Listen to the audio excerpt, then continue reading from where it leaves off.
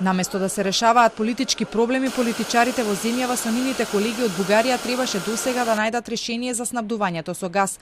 Дел од експертите лути сметаат дека поради политиката власта заборавила на реалните проблеми, сериозно се загрижени за состојбата со енергенсите.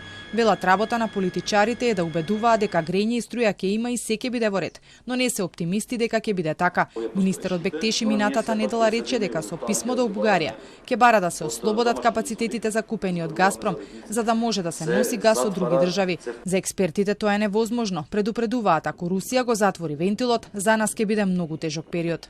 Што сега со писмо? До сега тоа требаше да биде готово, да се знае, да се договори испорака на газ, бре луѓе. Кога ќе праќаат писмо, па треба да го напишат. Па знаат ли да го напишат?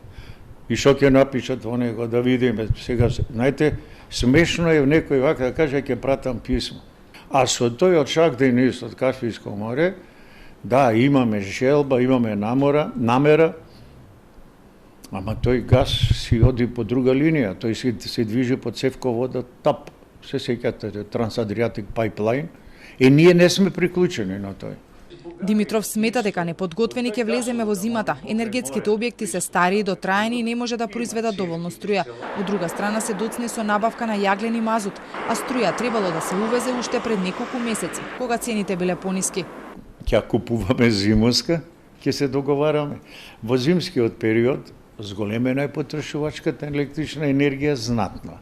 ОДЕСА му уверуваат дека се прави се за да се испорачаат 100% од потребите на струја. Во моментов тврдат дека увоз нема, а и во планот за годинава не е предвиден. Од ноември лани до февруари пак за набавка на електрична енергија биле потрошени над 34 милиони евра.